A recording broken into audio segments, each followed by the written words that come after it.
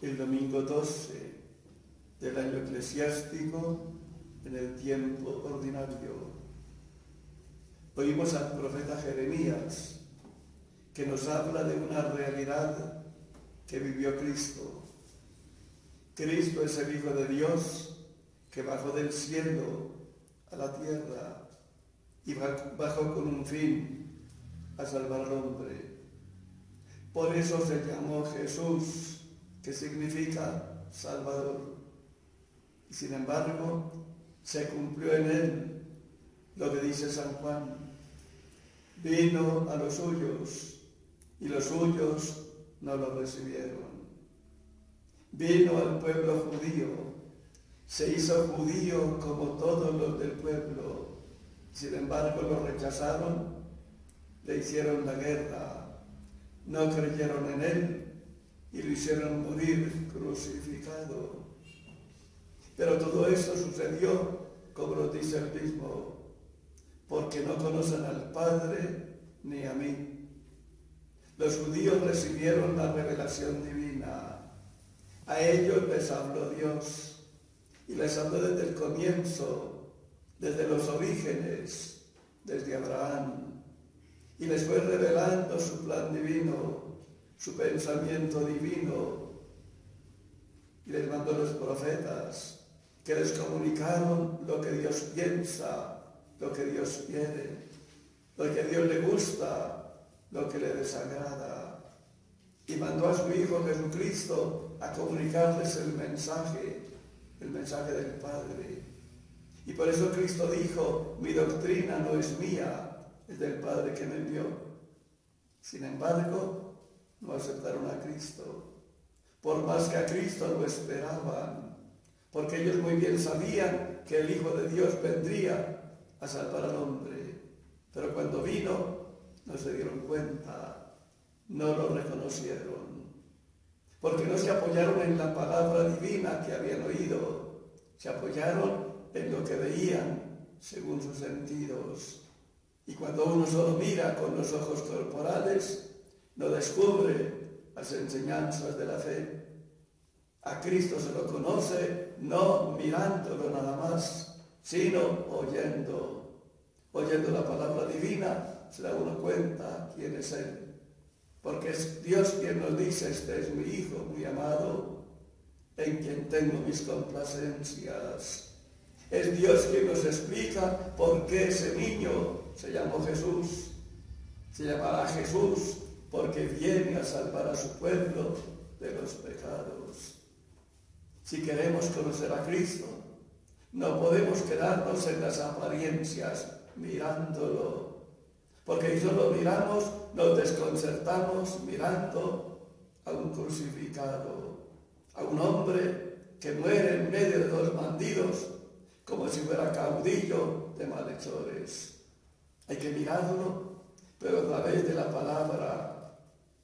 Hay que conocer el mensaje divino para darnos cuenta quién es Cristo y para darnos cuenta por qué está crucificado. Cuando conocemos a Dios, nos entusiasmamos con Él y sentimos amor en nuestros corazones hacia Él, porque nos damos cuenta la obra maravillosa que hizo en favor del hombre. Éramos enemigos de Dios por el pecado. Adán cometió un pecado de desobediencia, un pecado personal, porque fue personalmente él quien desobedeció a Dios, quebrantando un mandato divino.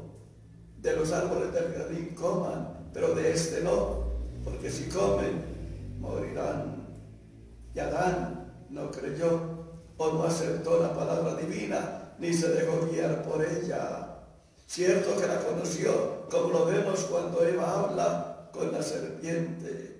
El Señor nos dijo que no comamos de este árbol, que si comemos, moriremos. Y sin embargo, aunque conocían muy bien la palabra divina, creyeron más al diablo que a Dios.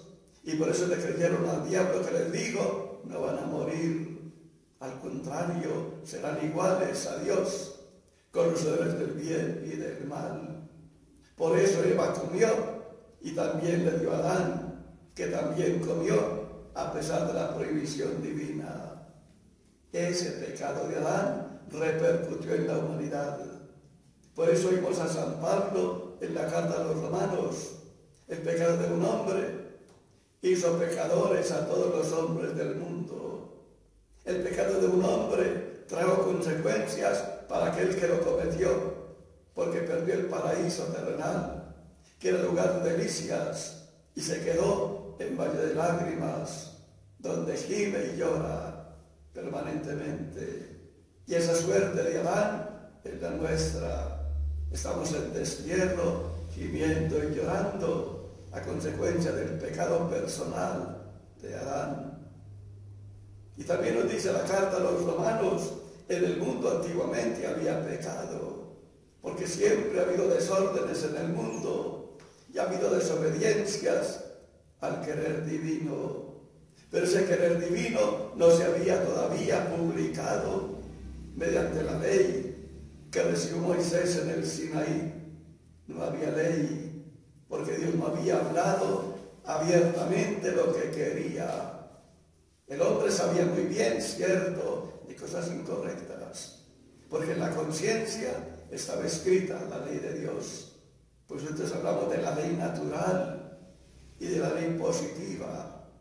Ley natural que, aunque nadie haya dicho nada, por naturaleza conocemos: esto es bueno, esto es malo, esto es correcto, esto es incorrecto. Y por eso, leyendo la historia, nos damos cuenta de la reacción del hombre ante lo incorrecto. Cuántas muertes hubo antiguamente por causas incorrectas que se hicieron entre los hombres. El hombre no conocía la ley, porque Dios no había revelado su ley todavía, no la había publicado como lo hizo en el Sinaí. Pero ya el hombre conocía las cosas buenas y las cosas malas, lo que se puede hacer y lo que no se puede hacer, porque Dios escribió en el corazón del hombre su ley. Por eso hablamos de la ley natural, ley que todo hombre sabe por naturaleza. Con solo mirar se da cuenta: esto no es correcto, esto no está bien. Pero Dios, además de esa ley natural que escribió en el corazón de cada hombre, nos dio la ley positiva, que es la ley que publicó en el Sinaí, cuando la escribió en 2 tablas de piedra y nos dio a conocer para que ustedes vivan felices en la tierra y para que consigan el cielo, obedezcan lo que les mando. Amen a Dios sobre todas las cosas y al prójimo como ustedes mismos, por amor a Dios. Y nos dio 3 mandamientos que se refieren a Dios y 7 mandamientos que se refieren al prójimo. Esa ley la publicó Dios en el Sinaí, y esa es la ley que conocemos en los mandamientos de la ley de Dios. Todos pagamos las consecuencias del pecado de Adán, porque Dios nos hizo solidarios. Un hombre obró correctamente, incorrectamente, y todos pagamos las consecuencias. Aunque nosotros no habíamos hecho nada malo, el pecado de Adán influyó en nosotros. Todos éramos enemigos de Dios por el pecado de Adán. Pero Dios nos amó tanto, nos amó de tal manera que se hizo hombre e hizo una obra maravillosa, como es la muerte del Hijo en la cruz. El Hijo de Dios murió crucificado, y murió como lo oímos en la misa cuando celebramos, porque en la misa renovamos el sacrificio del Calvario. Aquí oímos que se dice: este es mi cuerpo que se entrega por ustedes, esta es mi sangre derramada por ustedes y por muchos para el perdón de los pecados. Cristo se entregó a la muerte voluntariamente para reparar nuestros pecados. Y fue tal el mérito que recibió, o que consiguió, que pagó la deuda de Adán, y la pagó con creces. Donde abundó el pecado, sobreabundó la gracia. Y el pecado ciertamente hizo mucho daño, pero más bien nos trajo la redención de Cristo. Por eso la Iglesia en la liturgia del Sábado Santo, por ejemplo, dice: oh feliz culpa que nos mereció semejante Redentor. Cuando se medita en la palabra divina, cuando se medita en el amor que Dios nos ha tenido, tanto nos amó Dios que mandó a su Hijo a la tierra para que salvara a los hombres. Y tanto nos amó el Hijo que se entregó a la muerte voluntariamente por nosotros. Nos damos cuenta del amor de Dios y entonces sentimos el deseo de corresponder a su amor. Entonces entendemos lo que San Juan nos dice en su Evangelio: hermanos, amemos a Dios, porque Él primero nos amó a nosotros. Y mirando nuestro pasado, entonces también reconocemos que hemos hecho muy mal, porque nosotros, debiendo amar a Dios, nos lo hemos amado, nos hemos rebelado contra Él, no le hemos obedecido. Entonces sentimos el deseo de reparar el pecado y sentimos el deseo de cambiar de vida. Sentimos el deseo de hacer lo que Cristo nos enseña cuando predica: cambien, conviértanse, el reino de los cielos está cerca de ustedes.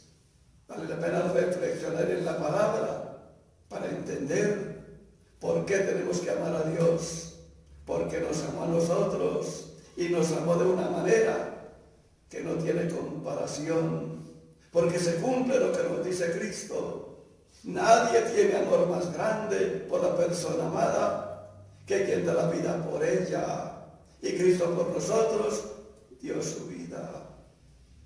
Por eso cada día en el sacrificio de la misa se nos está recordando el amor de Dios. Tanto nos amó que miren lo que hizo: se entregó a la muerte voluntariamente por nosotros. Cuando miramos el pan y el vino, y cuando oímos lo que se dice sobre el pan y sobre el vino: esto es mi cuerpo, esto es mi sangre. Y vemos entonces el cuerpo y la sangre de Cristo separados. Caemos en la cuenta: qué amor tan grande nos ha tenido Dios cuando esto hizo por nosotros. Se dejó crucificar, se entregó a la muerte voluntariamente por nosotros, porque nos amaba. Y podemos entonces decir, como nos dice Cristo: habrá otro que nos ame tanto como yo los amo. Y entonces sentimos el anhelo de cambiar, de convertirnos y amar a Dios. Entonces comprendemos lo incorrecto del obrar contra Cristo. No lo recibieron los suyos, no lo aceptaron, lo rechazaron, lo hicieron morir crucificado porque no lo conocieron. Qué bueno que nosotros entendamos esa frase de Cristo en el Evangelio: ¿por qué obran así con ustedes? ¿Y por qué obran así conmigo? A ustedes no los quieren, a mí tampoco, porque no han conocido ni al Padre ni a mí. Hace falta entonces conocer el Evangelio para darnos cuenta quién es Dios, quién es Cristo, qué ha hecho Dios por nosotros y qué hace. Porque Dios es providente y cuida de nosotros y con esmero. Pues el Evangelio de hoy nos dice: y Cristo, oh Dios, tiene contados hasta los cabellos de nuestra cabeza. Y no se ha caído uno solo sin la permisión divina, porque Él está pendiente de nosotros y nos valora. Y nos dice también: 2 pájaros se venden por 1/3 o 1/4. Ustedes valen más que esos pájaros. Dios cuida de los pájaros, con mayor razón cuida de ustedes. Ustedes valen más.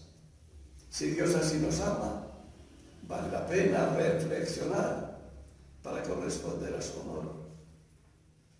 Pero hoy también estamos celebrando el Día del Padre y vale la pena recordar al Padre, rezar por nuestros padres que ya se han muerto, para que Dios les dé el eterno descanso, pensando en lo que ellos hicieron por nosotros.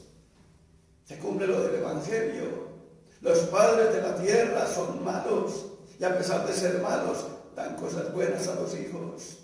cuántas cosas han hecho nuestros padres en favor nuestro, cuántos se sacrificaron por nosotros. Vale la pena entonces recordarlos y vale la pena rezar por ellos y rezar con cariño y pedir con constancia, con perseverancia, para que Dios les pague en el cielo lo que por nosotros en la tierra ellos hicieron. Pero vale también pensar en los que están vivos y pensar en tantos padres de familia buenos que siempre viven en función de los hijos. Porque ciertamente nosotros miramos lo malo y nos quedamos en lo malo porque es la realidad terrena. Lo bueno depende del todo y lo malo de cualquier falla. Pero siempre miramos lo malo y no miramos lo bueno. Lo bueno como que no podemos mirarlo y lo que hay en insignificante, en eso nos quedamos para decir, este no vale, este no sirve. Miren la falla que tienen nuestros padres, aunque sean pecadores, aunque sean malos, son personas buenas que se interesan por nosotros y cuidan de nosotros. ¿Cuántos padres hay que viven de la mañana a la noche trabajando en favor de los hijos y se sacrifican pensando en los hijos y todo lo que hacen es por ellos, para ellos? Vale la pena corresponder al amor de nuestros padres. Vale la pena reconocer lo que hacen por nosotros y entonces sabernos portar con ellos, con cariño, acogerlos, escucharlos, atenderlos, preocuparnos por ellos y cuidar de ellos cuando necesiten ayuda. Vale la pena también que los padres de familia, mirando la imagen del Padre, el Padre del cielo, el único bueno, según dijo Cristo, Maestro bueno, le dijo el joven. Cuando le preguntaba, Maestro, ¿cómo consigo yo la salvación? ¿Cómo puedo ir al cielo? Le dijo, si quiere, él, ¿por qué me llamas bueno? Bueno solo es Dios. Entonces hay que mirar a Dios y pensar, es el Padre bueno, el Padre que se interesa por nosotros y cuida de nosotros, el Padre que nos ama, el Padre que tiene paciencia con nosotros. Y por eso hizo el malo, porque no entiende el Evangelio. Dios no existe. Porque yo hago lo malo y ¿qué me ha pasado? Por más que hago el mal, nunca me pasa nada. Pero no es porque Dios no se dé cuenta, no es porque Dios apruebe lo malo, sino porque es paciente y espera que el hijo reaccione para salvarlo, para perdonarle. Qué bueno aprender mirando al Padre. ¿Cómo tienen que ser los padres de familia? Según el modelo que tenemos delante por la revelación divina. Así es Dios a quien llamamos Padre, y así deben ser también los padres de familia. Dios providente, los padres también cuidando de sus hijos, como Dios que cuida de nosotros con esmero, y haciendo siempre el bien en favor de los hijos. Qué bueno que aprendiendo el Evangelio todos reaccionemos, todos pensemos en los padres que se han muerto y los que tienen su padre vivo piensen en ellos y les agradezcan y les muestren cariño. Y los padres de familia, mirando a Dios, copien el ejemplo de ese Padre que nos da enseñanzas maravillosas para vivir la paternidad.